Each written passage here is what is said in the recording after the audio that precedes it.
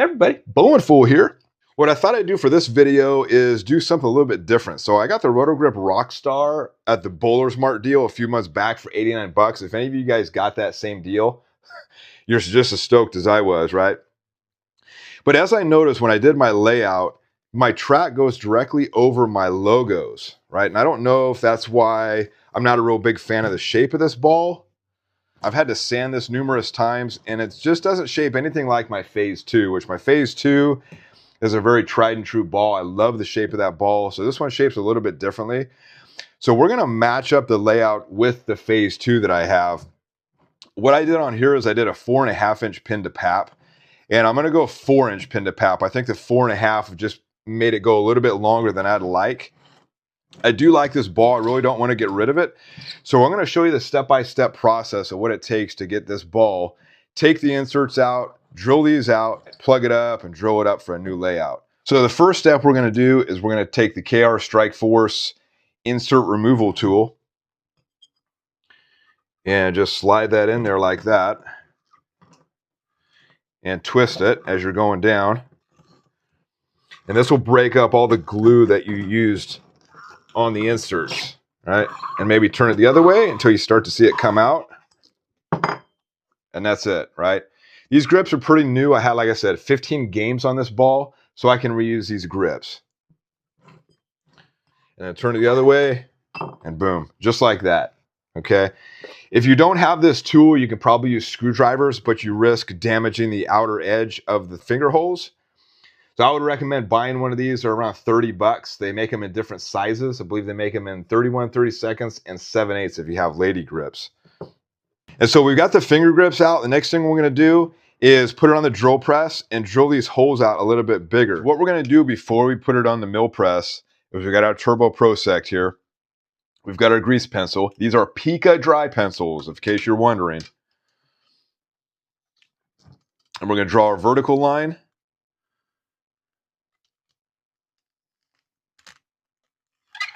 You go through the middle of the fingers and to the top of the thumb there.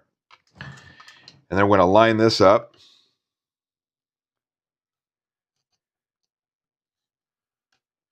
And draw a horizontal line right underneath where the fingers are.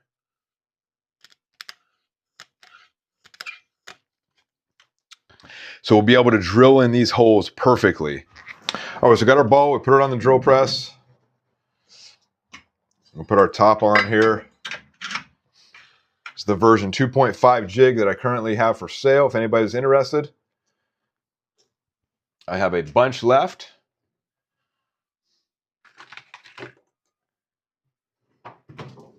If you have 31/32 drill holes here for your fingers, you're going to need the 1 7/64. It's just slightly bigger than the 31/32. And as I bring this down, you can see it just meets the outer edge of that bevel line. And you're going to turn the drill bit so that it's perfectly lined up. And you're going to adjust this down. So the first thing we want to do is get the pitches set up for this. So on my ring finger, I have 5/16 reverse pitch and 3/8 right pitch. Okay, so we're going to adjust the table here. Line this up. And as I bring this drill bit down, I'm going to be turning it, right? And making sure that it's completely lined up.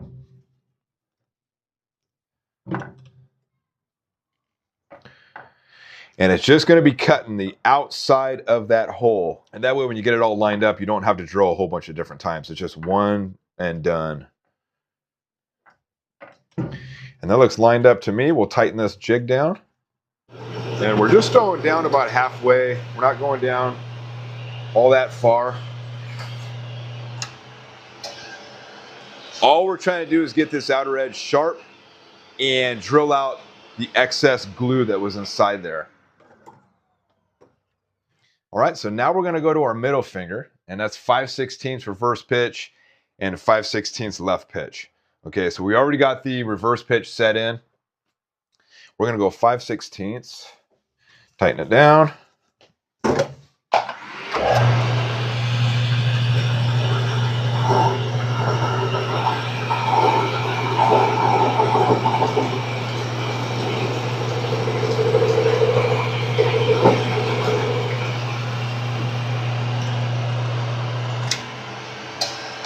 So if you can see that, the edges are very sharp. Now, if your bridge is originally drilled very narrow, right, less than 1/4 inch, when you drill these 2 holes, they could possibly meet down in the middle. So when you're plugging a ball, that's not a big deal, but you may have the possibility of this bridge cracking, and that would be a pain in the butt, right, to fix. It just means you have to do more plug job. All right, so the next thing we're gonna do, we got the fingers drilled out, is we're gonna drill out this JoPo here. And we're gonna grab our 1.5 inch bit. Now, if you guys are drilling with JoPo, I would recommend not using your JoPo bit to do this, just to save on this bit. It's a very expensive bit, and what makes it expensive is this collar on here, right? It adds a ridiculous amount of money to your 1.5 inch drill bit. So I would go buy a 1.5 inch drill bit. You can get those for around 70 bucks. It's still pretty expensive, but nowhere near the cost of your JoPo bit. And that way, this is your beater plug, right? You can do whatever you want with this one. Your JoPo drill bit is your baby. And so we're gonna get the pitches set up for the thumb pitch.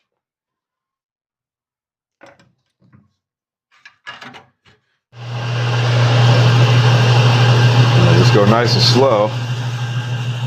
You're gonna get all that plastic sticking to the drill bit there, that's okay.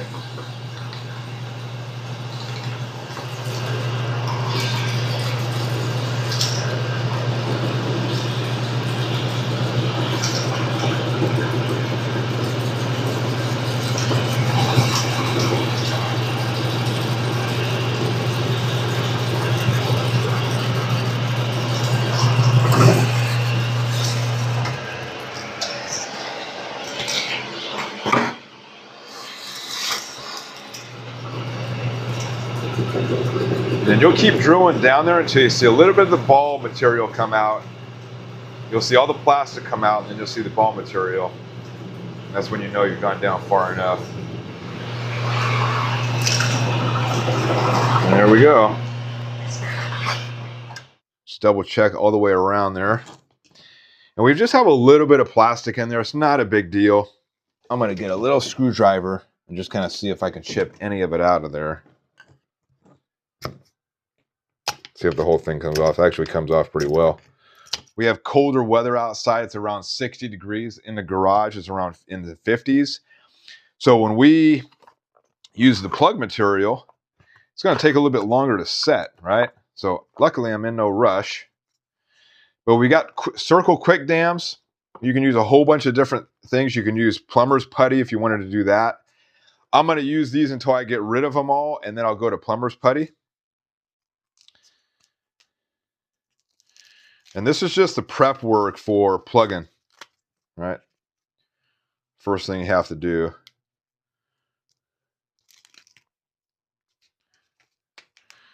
And you just line this up with a hole here. Boom. This allows you to fill that hole with the plug material and let it overflow, because you want to get the plug material over that hole. And we're going to start with the thumb first. So this is a couple-day process, just because the compound or the plug material that I use takes about 10 hours to dry, especially in this kind of weather. So we're going to fill this up halfway. Now, can we do it all the way? Probably. But I'm going to do it halfway and let it harden, right? So they say if you do it all at one time, the epoxy can get a little bit warm and you're more susceptible to have cracking.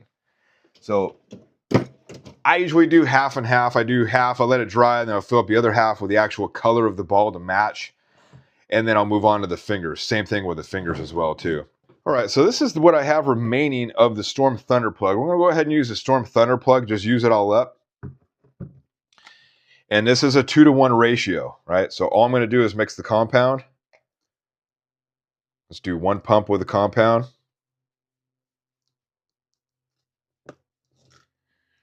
And 1 pump with the hardener. And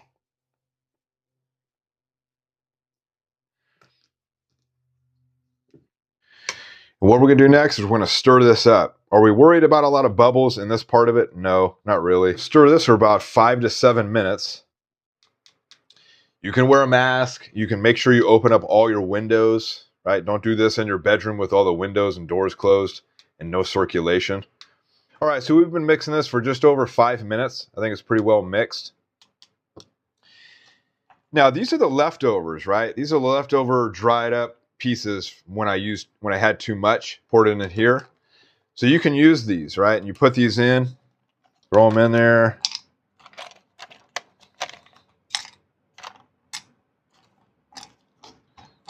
And then all we do is pour it in.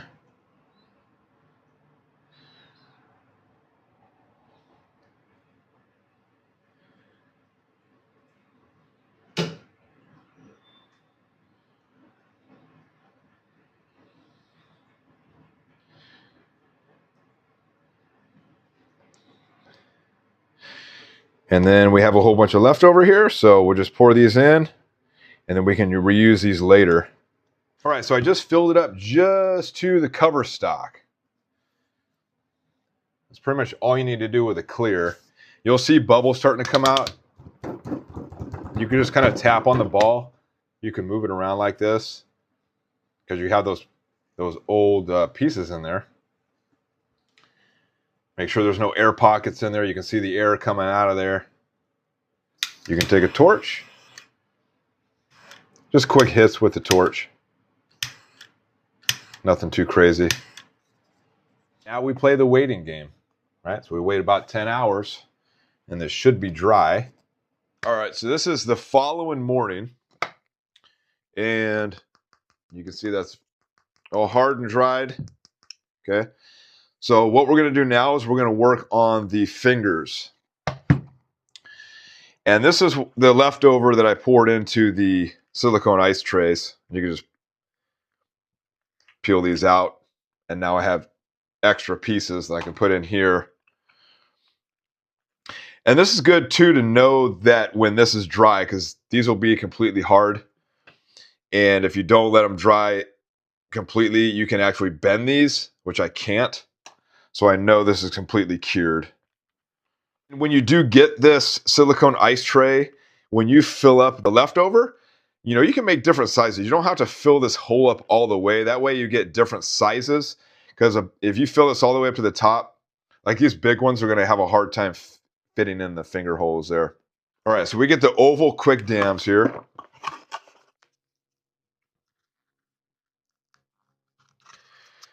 And I'm going to do 2 pumps each. And I'm going to stir this for the next 5 to 7 minutes again, just like I did the thumb. So another option that you can do to kind of speed up the process, especially if it's a little bit colder out, is I've got water that's probably about 100, 110 degrees in a bowl. And I just put the epoxy in there to kind of, because it was very thick, just because it's in the 50s in my garage. So this will actually kind of thin it out a little bit, get rid of a little bit of the bubbles that are in there. You can let this sit in there for up to I would say up to a half hour. This is the Storm Thunder plug, so it's not a fast cure. So it doesn't harden actually it doesn't start to harden for like a couple hours. So you have plenty of time to let this sit in there if you wanted to try to get rid of most of the bubbles in there. This is just the portion that I'm putting at the bottom, so I'm really not worried about too many bubbles. But when I get to the top layer where I'm going to match the colors, I'm very concerned about bubbles. All we do is pour it in there.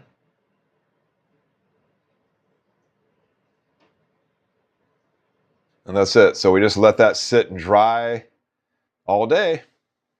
It's a little bit cold out, so it's going to take pretty much all day for that to cure. All right, so we're on day 3.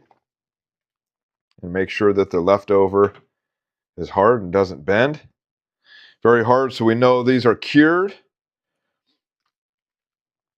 And now comes the fun part. So now we're going to try to match the color on here. So we have crimson, red, and jet. Well, jet is pretty much the same as black. So it looks like on the thumb here, the majority of this color was red, like a dark red. So we're going to try to match that. On the fingers, it looks like the majority of it was this jet color, which is black. So this should be pretty easy. All right, here's Vice Black. And you're just going to shake this up for about a minute or two. Some of these have ball bearings in them. Some of them don't. All right, so we do not need a lot for this top portion, so we're just going to do one pump on each, the compound and the hardener. We'll go one pump. And you can see the bubbles in there right now. We'll put that back in the water and let it sit. All right, we're going to add just a few drops of black in here.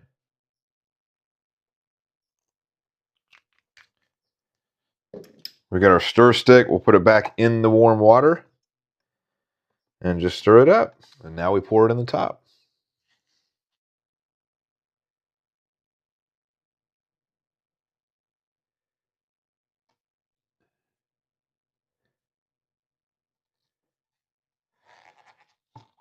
We'll make sure this is flat so that it doesn't overflow. And there's still minor bubbling, so what we're going to do is just take this torch and just do quick hits with it. And we'll come back to this about every 10 minutes or so just to make sure that we got rid of the bubbles that keep popping up. And then we'll let this sit overnight again. All right, we are on day 4. I told you this was a long process. Especially when it's colder out, it's going to take a lot longer. So we let this sit all day yesterday and overnight, and it is hard and cured. And how do we know that? Well, as those extra pieces are unable to bend. So what I did is I did one pump of the compound so far, and you can see all those bubbles in there. I got a bowl of warm water, and we're going to let that sit in there. We got to make sure that we mix up the colors so that when it hardens, it's going to darken a little bit as it hardens.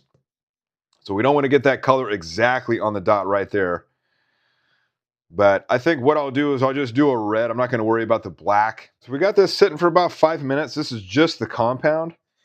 And now we're going to do the color match. So we have red. We'll do a bunch of red in here.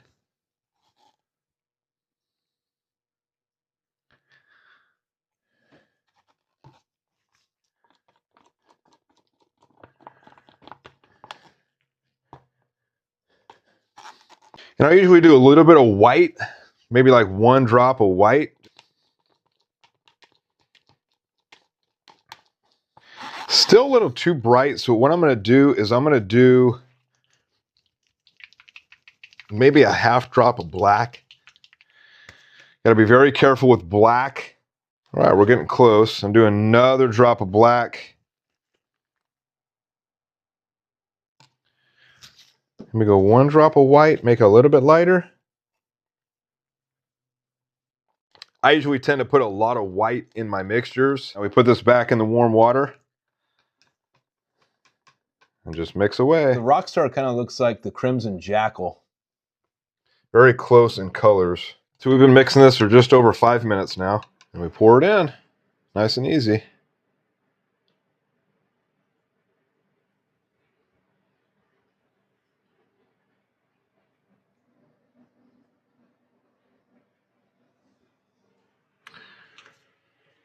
We'll pour the leftovers in the ice tray.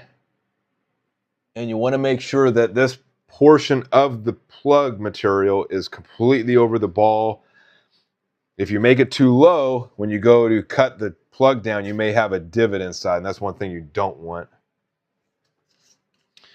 And then I just got my torch. Just quick hits with the torch. We'll come back about every 10 minutes or so and just make sure that all the bubbles are completely gone. So that's what we have right there as far as color match goes. Once again, you don't want to match that color exactly just because it darkens a little bit as it cures. So hopefully it will darken to be closer to that color right there. All right, day 5. And how do we know this is ready to go? Because these are hard. Next step is to cut it down and see just how well we match these colors here. All right, we're going to put the ball in the jig. The first thing we're going to do is zero out the ball on the table. It looks pretty good. So once we have that zeroed out, we tighten down these bolts here.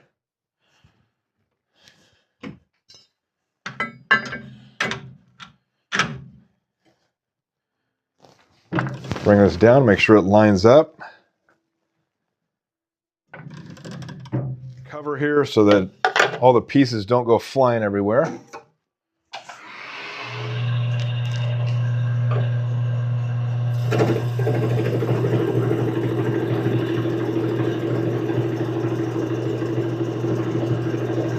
I start off slow until the plug material shapes to the curvature of the plug cutter.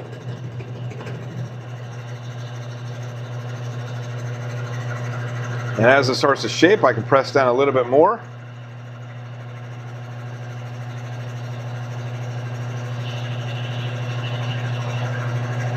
Doing about 5 pounds of pressure.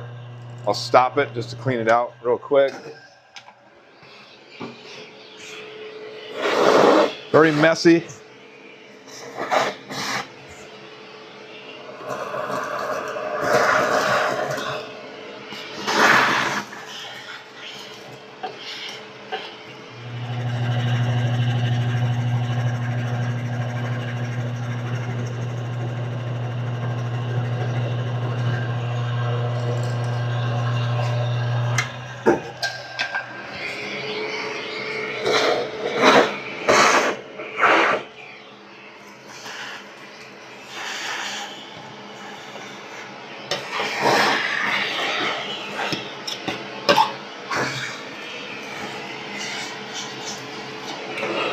And I stopped it just when I saw all the plug material start to disappear outside of the plug holes.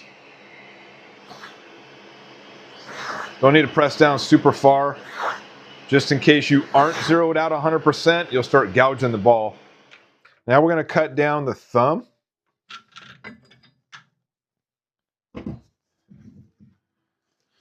We already have the table zeroed out, so we don't have to adjust that at all. Bring this down, make sure it's centered. Tighten it down.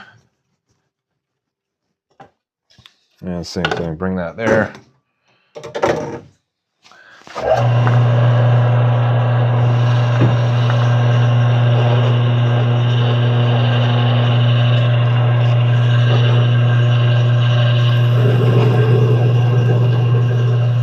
Same thing with this. The thumb is a little bit easier to cut just because it's much smaller than the finger holes.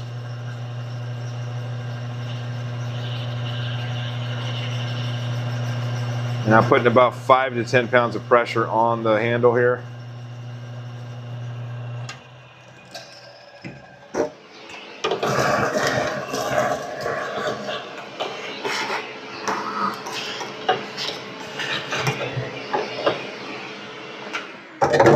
And then go again.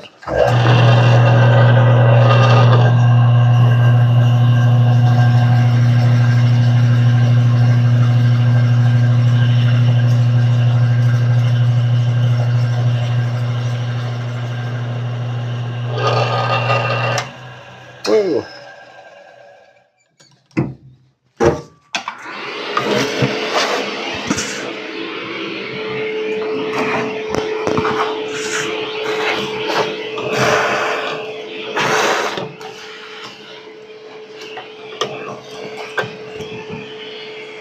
So what I found out with experience of cutting down plugs and working with the different epoxies is the more color you put into the plug material, the softer it is to cut. If you just do clear and add no color, it's going to be very hard. Next steps, we're going to sand this down.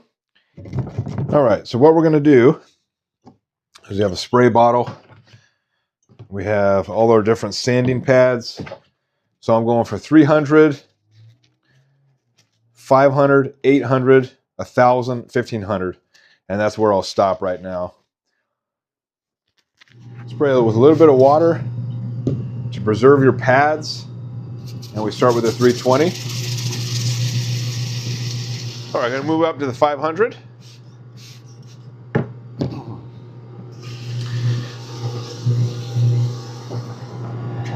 $800.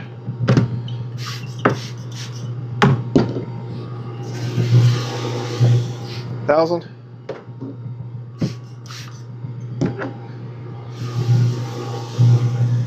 And we'll go 1,500. We'll just wipe wipe it off with a rag here. All right, next we'll do the thumb. Looks like I got a pretty good match on the color. We'll see once I'm done here. Once again, starting off with 320.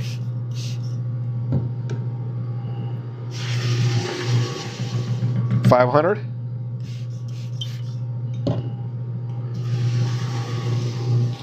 $800.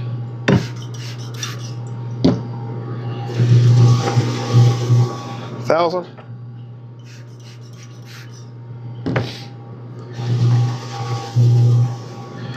And finish it up with $1,500.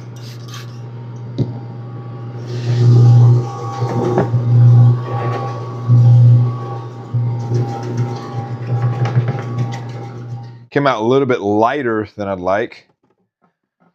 So I could have probably done it, made it a little bit darker. So I'll know for the next time. But overall, not too bad. So there it is. Pretty easy. So the last thing we're going to do is just clean it up.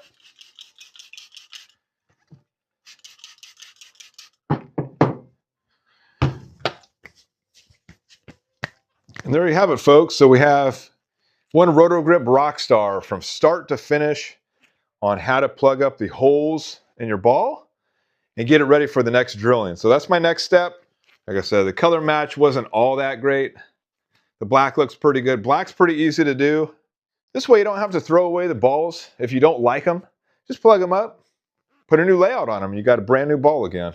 I'm only going to plug this probably one time, maybe two tops if I don't like the next one. But when I give it a new layout and I still don't like it, it's usually time. It's probably not the right ball for me and my style.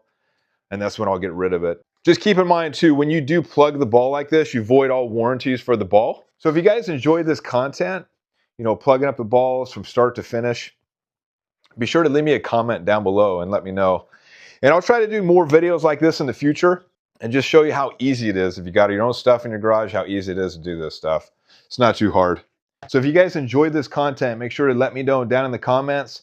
Be sure to like, comment, and subscribe, and I will see you all in the next video. Thanks for watching, everybody.